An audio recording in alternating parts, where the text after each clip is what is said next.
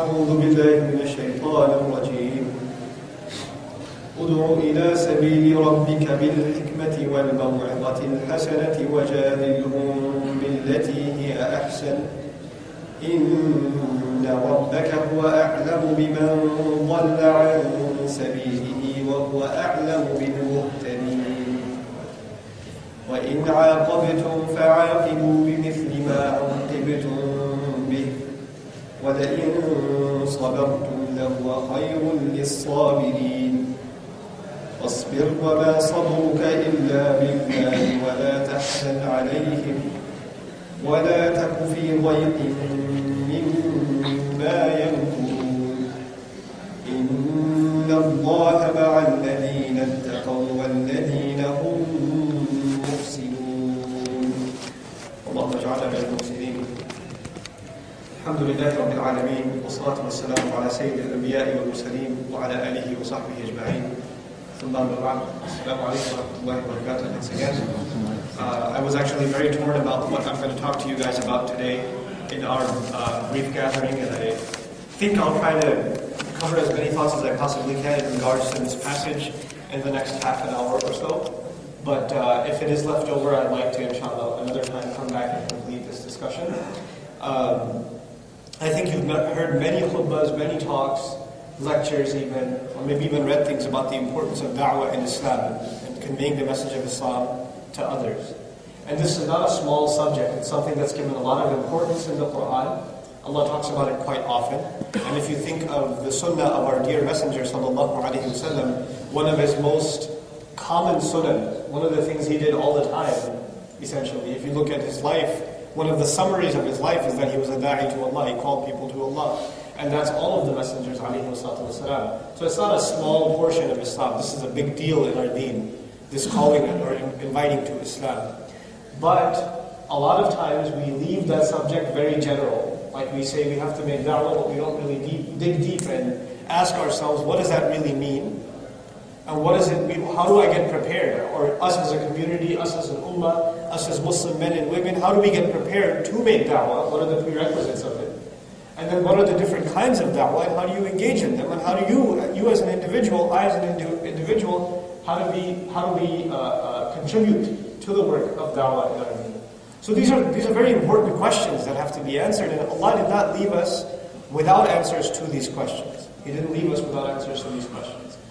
But today, inshallah ta'ala, though I want to talk to you about very important and high things, they do come before that there is a prerequisite, and it seems like an unrelated topic, but it is a critical thing that we have to address. You could even say if the work of da'wah is like a building, what I want to talk to you about first is the foundation. And in that foundation there are many ingredients. I want to only talk to you about one of those ingredients. And that one ingredient, basically you can call it brotherhood. Unity and brotherhood. Allah Azza wa Jalla says in Surah Al-Hujurat, He says, إِنَّمَا الْمُؤْمِنُونَ إِخْوَةٌ. Believers, true believers, are nothing but brothers. Ikhwatun. The word ikhwa, as some of you may remember the talk of Sheikh Abdul Nasir, ikhwa is different from ikhwan. Ikhwan is brothers like a fraternity of brothers, or when you say to somebody outside, he's like my brother, or he's my brother, we're brothers in Islam. People can be brothers on a basketball team, or people that work in the same company say, that's my brother. Or whatever. It's a show of like solidarity between people, unity between people. But ikhwa, the Arabic word, actually means blood brothers. Blood brothers. That you're tied by a blood relation. You have the same mother. That's the word Allah used to describe our relationship with each other. إِنَّمَا الْمُؤْمِنُونَ إِخْوَةٌ. Now that requires us to think very deeply. Because brothers, blood brothers, how many guys here, brothers here that actually have brothers? Physical, like siblings? Okay. If you have brothers, you know this already. You fight a lot. Between brothers, there are a lot of arguments. You get into it. You can even beat each other up, get into a wrestling bout. It can get ugly. And sometimes I hate that guy, I can't stand you. Get out of my room. So between brothers, it's a natural thing to have clash. But the ayah is about unity. And yet Allah compares us to blood siblings. And what is that? One of the first implications of that is we are going to have fights. We are going to have arguments. That's part of it.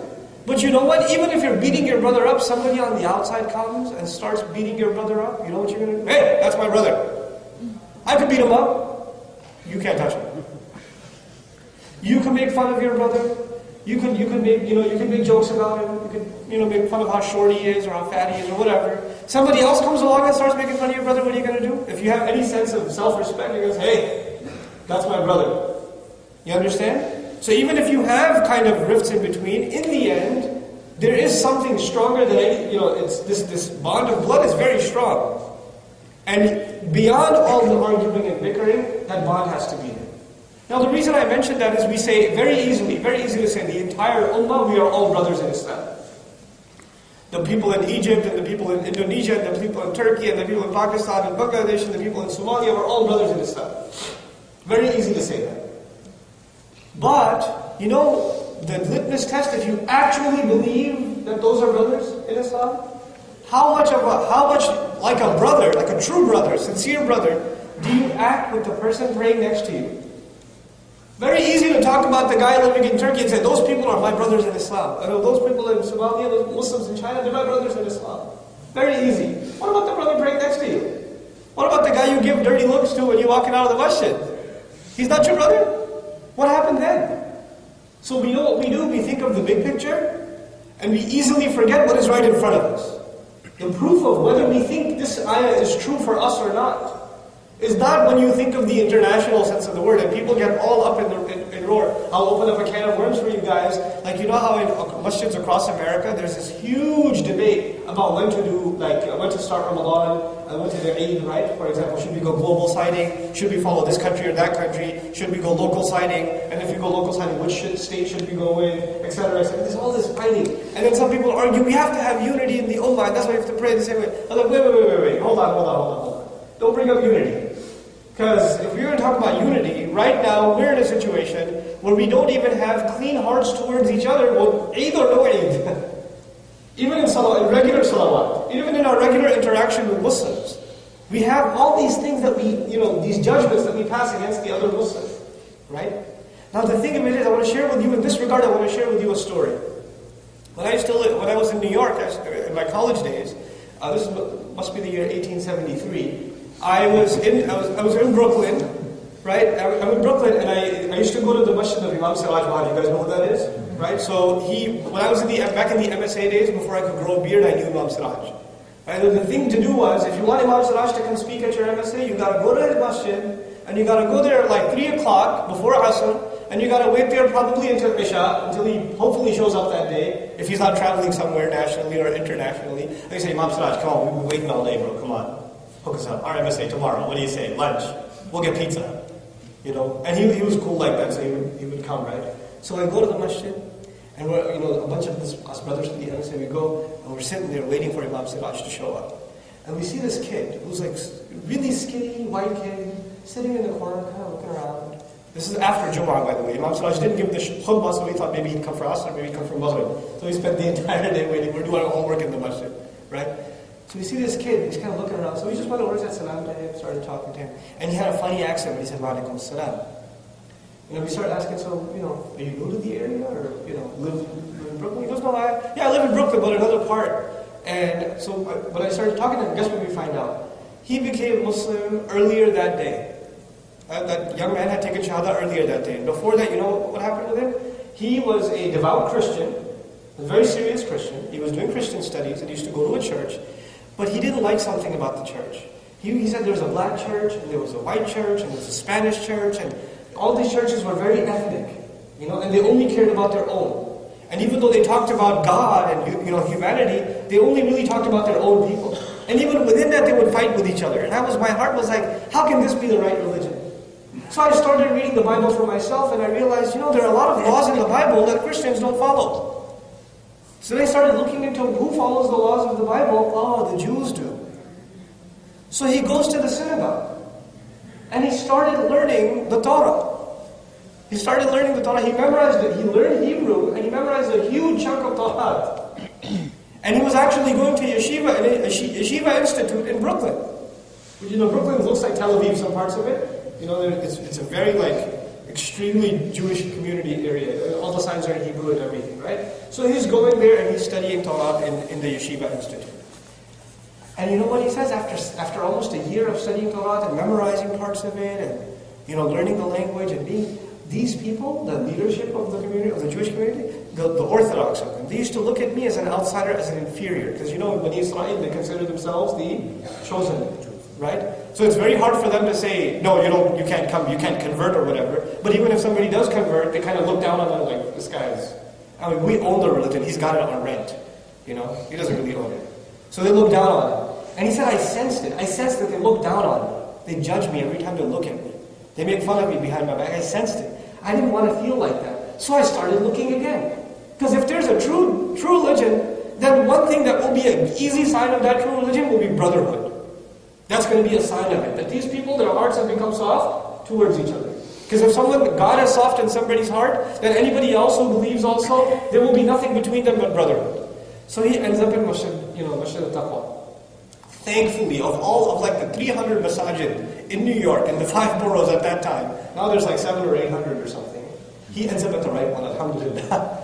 At Imam Siraj's Masjid, there's a huge Yemeni community, an African American community, a Hispanic community, and everybody knows everybody else. It's a very friendly environment. And so he just attended Jumu'ah prayer, just sitting there attended Jumu'ah prayer, and after Jumu'ah, or as he saw the people coming in for Jumu'ah of multiple ethnicities, shaking hands, hugging each other, asking each other how they're doing, he's like, this is it. He took Shahada, no da'wah, nobody did da'wah to him. He had looked up how to do the Shahada, what you have to say. He's like, yeah, this is it. And we're sitting there listening to him like, whoa. Thank God you weren't at our masjid, bro, because you would have kept on looking. You would have ended up in a Buddhist temple or something. There is something to this. When we're going to call people to Islam, when we're going to invite outsiders to Islam, there's something we're calling them to that's beyond just ideas. Islam is not just ideas. The ideas that are true, ideas can be true and false. But the deen of Allah is more than ideas. It affects not just what you know, but how you act, how you live, what your personality is like, how you deal with other people. And if it is the true religion, then it's not just that you have the right kinds of knowledge and the right kinds of ideas, and you memorize the right kinds of words. That's not enough.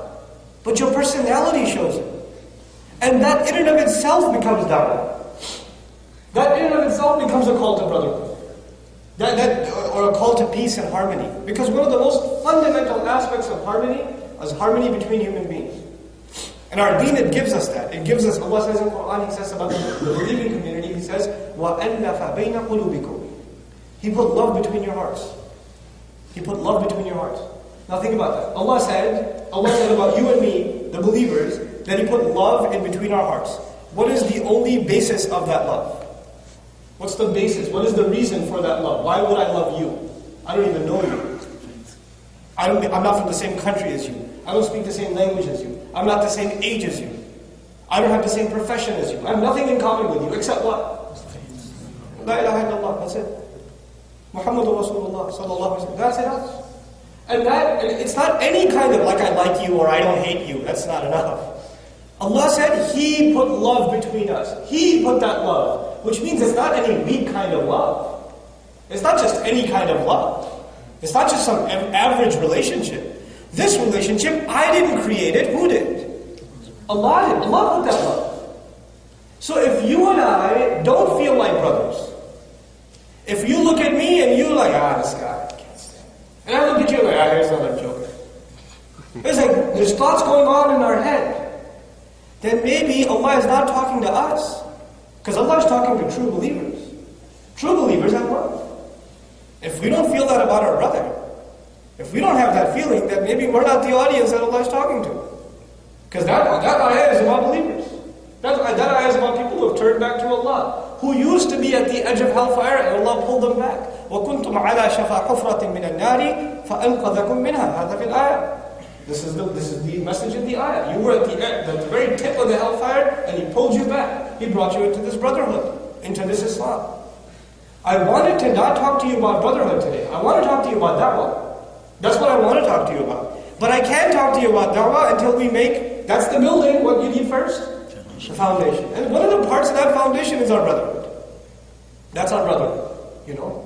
We have to be grateful to Allah that we're able to say La ilaha illallah. And we're able to say that. There are so many people that are not able to say that. And those who say that with me, man, I'm supposed to be close to them. But now I'll tell you why there's a deep, deep relationship between da'wah and brotherhood. Why those two things are very connected to each other. You know, if you've ever been on a mission, like maybe a project at work, it's kind of like a mission, right? You have to finish this task, and you're working with a team of people, or you're traveling with somebody, or you're playing sports and you know there's same people on a team. A lot of times, especially when there's a huge task ahead and you're making progress and stuff, you know what's really important for a team to succeed? What's really, like a team will not succeed. Those guys that play basketball, if there's 3-on-3 going on, and 3 guys are arguing with you, hey, don't pass the ball, man. You ball hog, you keep taking the shot. You're going to break anyway. Just pass it off.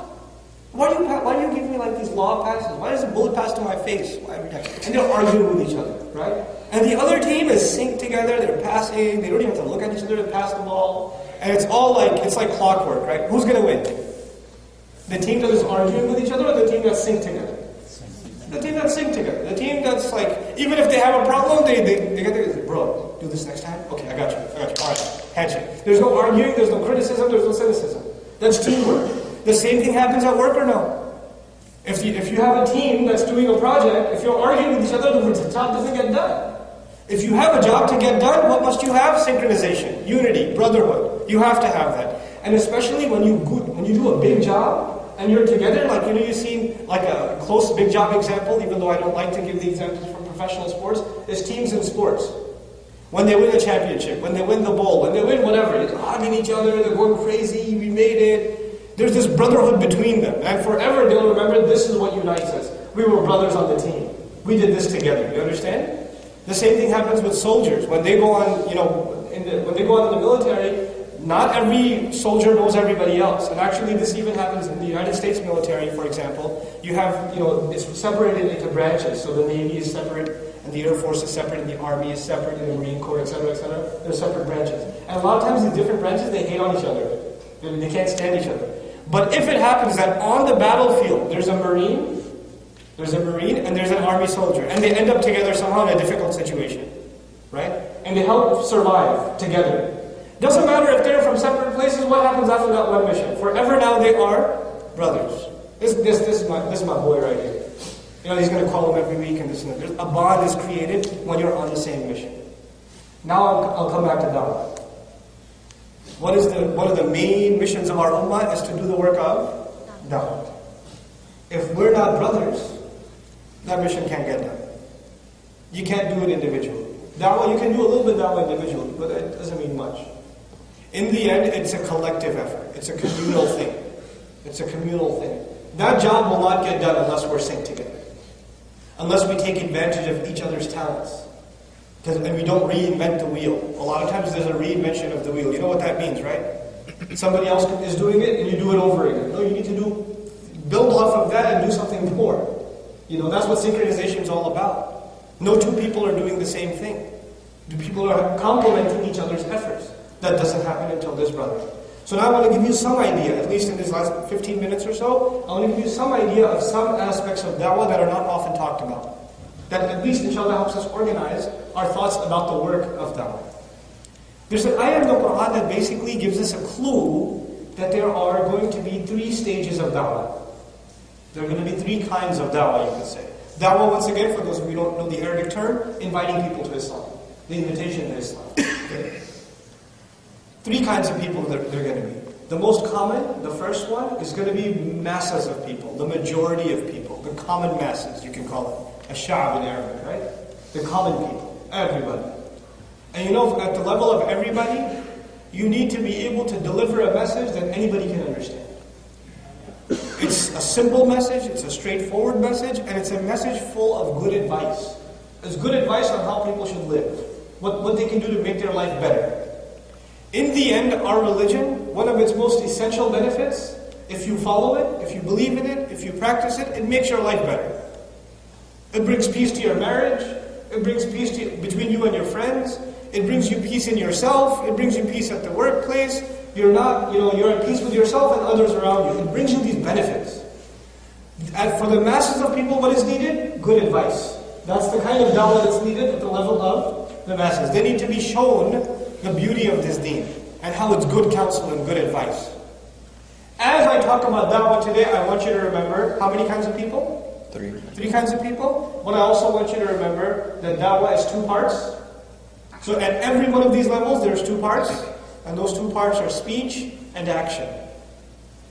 For a da'i, for someone who invites people to Islam, they have to have good speech and also good action. If you have good speech and your action doesn't show it, like I talk to you about brotherhood and somebody comes up to me afterwards and say, "Get away from me, bro. I won't talk to you." Even though I call him bro. Right? If I do that and my actions don't reflect my speech, it's useless then. It's pointless. It has no weight. It has no credibility. Our speech has to be there. We should say the right thing and we should also act. Allah tells us this about da'wah in the Quran, by the way. وَمَنْ أَحْسَنُ قَوْلًا مِمَّنْ دَعَا إِلَى اللَّهِ وَعَمِلَ صَالِحًا وَقَالَ إِنَّنِي مِنَ الْمُسْلِمِينَ. هذه هي الدعوة. This is what da'wah is. You call to Allah and you act righteously. There's speech and there's action. Okay, so the first kind of people was common masses. And common masses need to hear good advice. The Quran's term for good advice is al-maw'idha al-hasana. The Quran's phrase is al-maw'idha al-hasana. What that means is a good sermon, a good counsel, good advice. Relevant advice. That's one. Number 2. In every society there's common people and then there are, you can call them the leaders of that society. But I don't mean in the political sense only.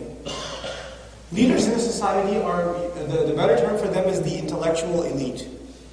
The intellectual elite. These are very intelligent people in society, Muslim or non-Muslim. And they are at the top of their fields, whether their field is finance, or it's government, or it's economics, or it's, any sciences, or whatever. They're at the top of their fields. They are the pioneers in their fields. Everybody else looks up to them. They are even the trendsetters of that society. They're the analysts of that society. They're the thinkers of that society. They are the think tank, the upper echelon of that society. If you want to invite them to Islam, al-maw'idha al-hasana, good advice, good counsel is not enough.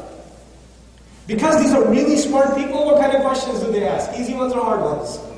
They ask hard questions. They ask deep questions. And any da'i, somebody like myself, may not be able to answer their questions, because their questions are tough. For example, somebody who's at the highest level of their studies in, let's say, finance, and they're very successful, or somebody people look up to, like somebody like the head of the Federal Reserve, for example. I have an opportunity to talk to him about Islam. He's going to ask me not about Islam, but he's going to say, what does Islam say about the stock market? What does it say about, corporations? What does it say about shareholding? What does it say about antitrust laws? He's going to start talking to me about financial terms, and I'm going to be like, I'm not going to have an answer for it.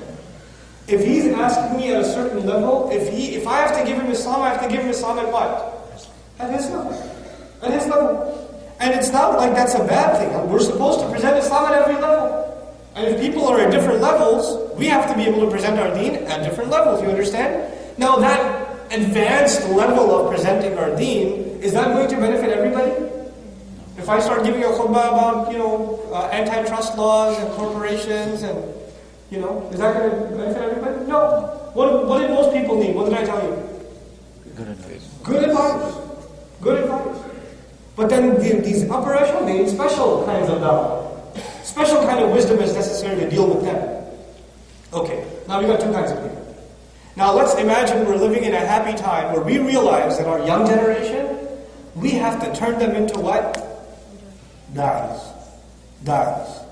And we realize a good number of them, we have to create an army of men and women that are going to give good advice. And we also have to create at the same time an army of our leaders, our young leaders, that are going to be able to give da'wah at high levels. They're going to be specialists. And we have that vision, and we start producing these people. If you imagine that starts happening, you know what's going to happen? The society at large they're going to start getting scared. They're going to start getting scared. This is crazy. Some of our really top people are becoming Muslim. This can't be good. Because when really influential people become Muslim, what happens? They don't, it's not just them that become Muslim. Their co-workers say, hey, what's this Islam thing? Tell me about it. And people who look up to them say, he became Muslim, what am I doing? I should become Muslim too. You understand? So it starts having an effect. Now, why would anybody become afraid of Islam anyway? I'm saying that when this happens, when da'wah is being done, common people are appreciating the advice of Islam, really influential people in society are starting to become Muslim. Why would anybody be afraid of Islam anyway? Why would they say this is a threat? Why? That question is very important to ask. Because our deen, it has two goals. In dunya, in this world, the goal of our religion is justice. In the akhirah, in the next life, the goal of our religion is success. What our deen gives us in this world is what? Justice. Justice. Justice between man and woman. Justice between the slave of Allah and the master. Justice between business partners. Justice between the government and the people. Justice between the employers and employees. It's justice across the board. Guess who hates justice? People who take advantage of injustice. Injustice. For example, I'll give you a small example. You know who, if Islam started getting stronger in this country, you know who one of our biggest enemies would be? Budweiser. Honestly. You know why? Because our deen teaches us the injustices that spread because of what evil? وَإِثْمُهُمَا أَكْبَرُ مِنْ نَفْعِهِمَا. The entire casino industry in Las Vegas would hate Islam. Budweiser would hate Islam. The pornography industry would hate Islam. Are these small industries? No, these are multi-billion-dollar, trillion-dollar industries. We would create some very powerful enemies if we started making Islam a force. If Islam started becoming influential. Do you think they're just going to sit there and wait for us to get stronger and stronger? No. Those that take advantage of injustice, they will produce their own response.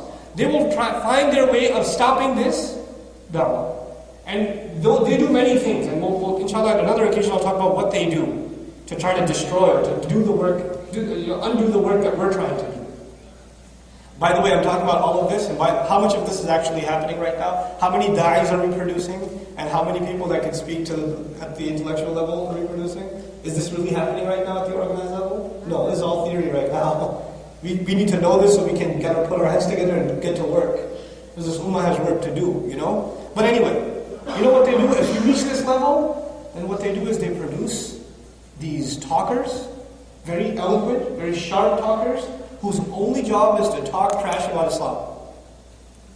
On the radio, on TV, on every media possible, their job is to show people how evil Islam is, how ugly Islam is, how crazy Islam is. That's all they're going to do. And by the way, we haven't even done our work, but they've already done theirs. We've already got those pit bulls in the media. We've already got those enemies in the media. Right? SubhanAllah, we're falling behind. They're like, them precepts ahead. In case they get further, we should be ready already. And what this does is, it keeps the masses of people not to take the good advice.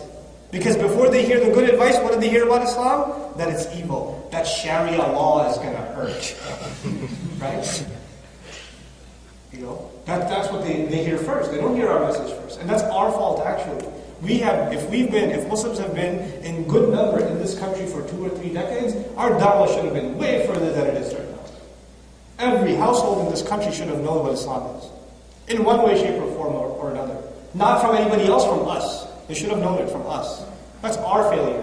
But it's still not too late. We're still breathing air. Allah has still given us an opportunity to get our act together. So now they produce these arguers, these debaters, these experts on Islam that are going to attack every aspect of our deen. To respond to those fools and to put them in their place, we need to produce a third kind of da'i. There's a kind of da'i that gives general advice, there's a kind of da'i that speaks to the intellectuals, and there's a kind of da'i that specializes in debate. He specializes in the arguments that are made against Islam, and he puts them in their place. He humiliates them, just like they try to humiliate our deen. Fire with fire. That's a special kind of da'i. These are 3 projects of da'wah that we need to work on. But what did I tell you is at the bottom? What's the foundation? Brotherhood. Brotherhood.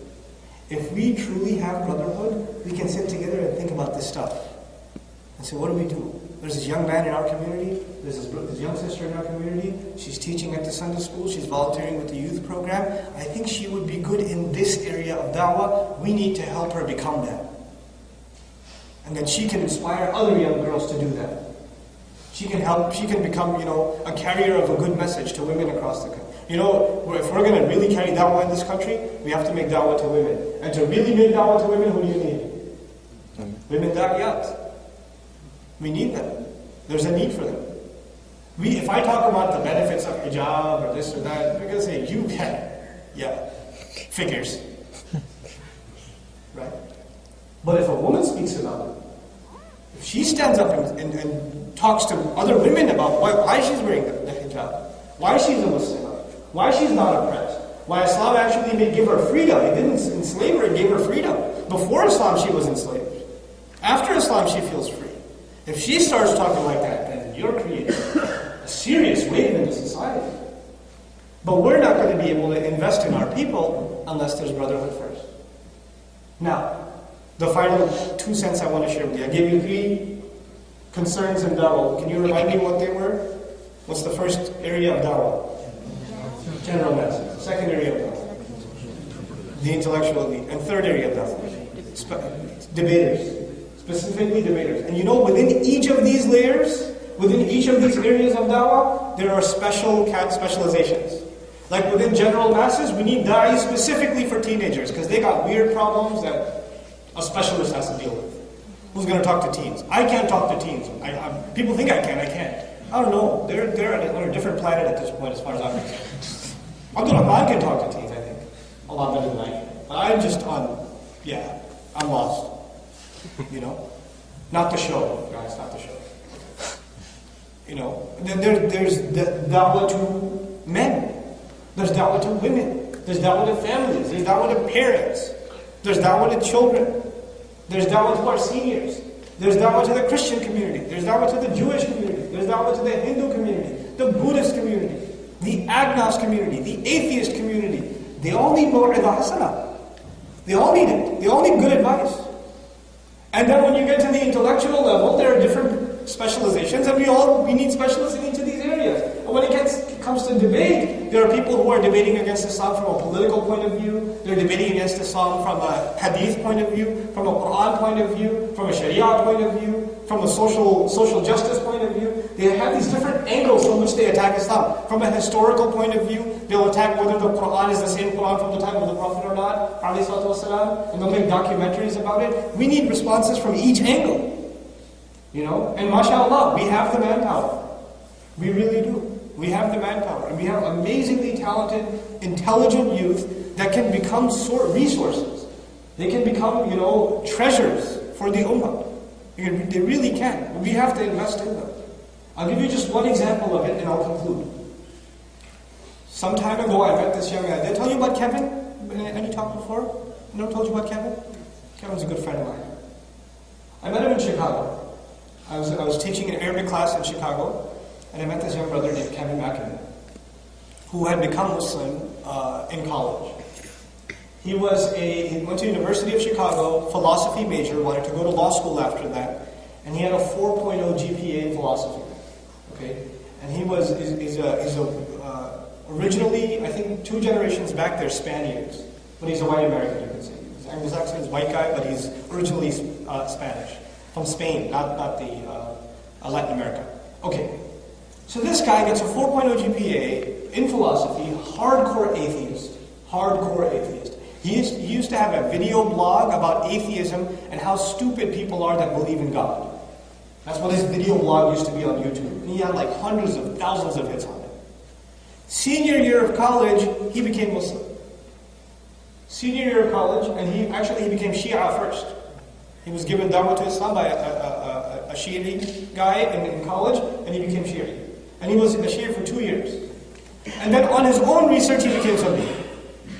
No Sunni gave him dawah.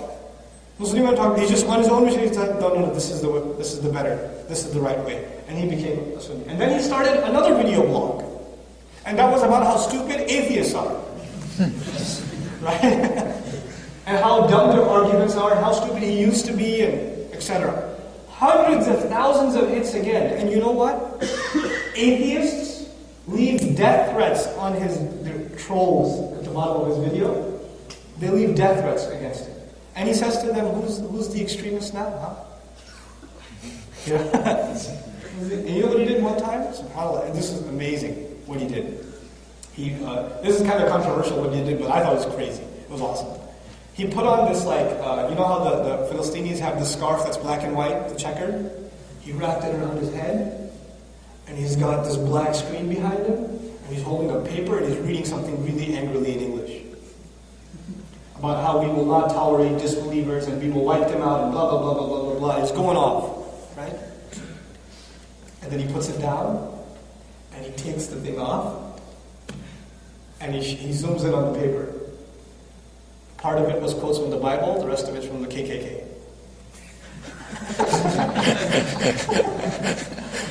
Right? He's just making a point. Like, extremism is everywhere. It's not one religion, it's not one thing. It can take any form. You know? But people that are listening to the first are like, oh my God, what's he doing? You know? But he made an amazing point. You know? So, and people like that, when I met him, he wanted to continue his Islamic studies. So I said, bro, and he found a program in Malaysia, actually, a master's degree in Islamic philosophy and ethics, which basically would prepare him to do some real dawah work when he comes back.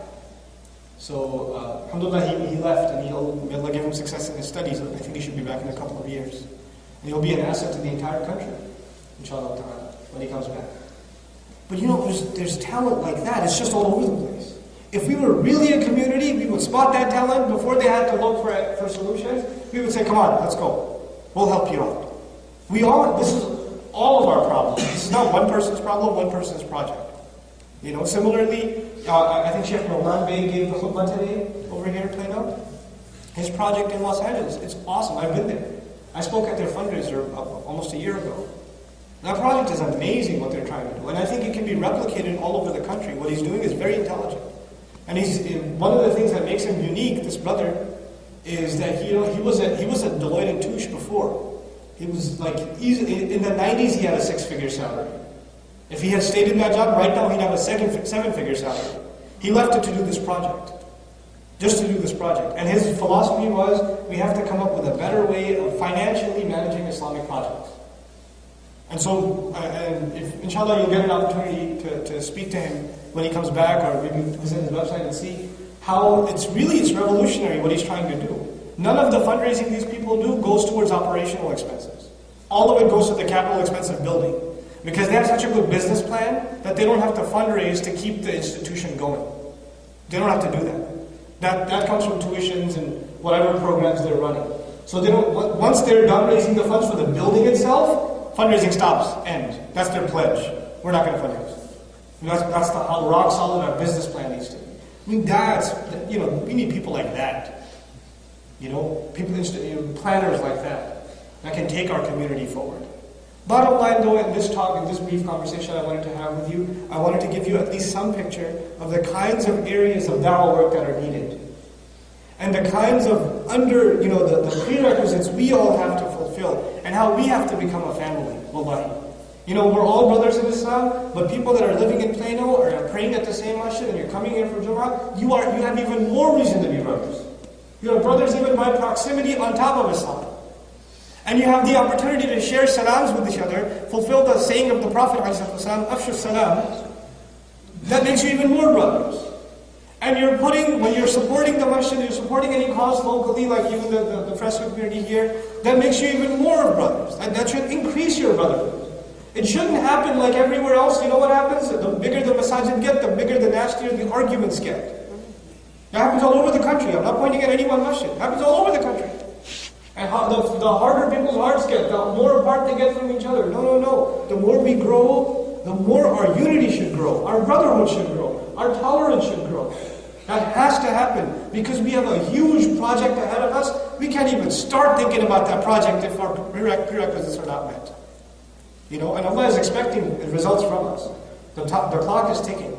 We have to answer Allah for what we did. we are in a better position to do this than most Muslims across the world. There are Muslims in the world that if they say even a little bit about Islam, they are arrested. In Muslim countries, they are arrested. They're taken away. I knew a brother who used to live in New York. He moved to a country which shall not be named. And he went there and he started giving a halaqah after Fajr about the benefits of praying at the masjid. Nothing. He's not talking about toppling any government. He's just talking about just the fada'il of praying Fajr in the masjid. 3 days later, the cops showed up and said, you do this the 4th day, your passport will be revoked, you'll be deported, your assets will be frozen, etc., etc. He's like, what? Why don't you just salat in the masjid? That's all I said. He's like, yeah, today salat in the masjid, tomorrow you'll go crazy. So, we don't need this. We don't need this here. Allah has given us this gift of free speech that we enjoy in this country. Allah will ask us about it. Allah will ask us about this gift. This gift of the right to life, liberty, and pursuit of happiness, that is part of the Constitution that we enjoy. Muslims enjoy in this country. How did we, when we pursued our happiness, did we pursue Allah's pleasure at the same time? We're going to have to answer Allah. When we have liberty in this country, did we use that liberty to serve Allah's deen? We will have to answer. Those of you who go and take your pledge and become citizens or whatever, you say, oh my God, now I have the freedoms to really serve Allah. Really serve. We don't think that. We think, oh, now it's time to party. Now I can travel to, abroad. I can go to England for a vacation or something. But we have to change our mentality. And as an ummah, we have to become people of responsibility. I pray this brief talk was of benefit to you. I know I took way over the time allotted to me, and I apologize for that. Inshallah ta'ala, we will have another opportunity to sit and chat about some other issues. I didn't get to do these ayat at all. Can I just do the ayat? Just one ayat? Okay. It ties everything together. Ud'u ila sabili rabbik. Call to the way of your master. He needs a call to Allah. Ila sabili rabbik, the way of your master.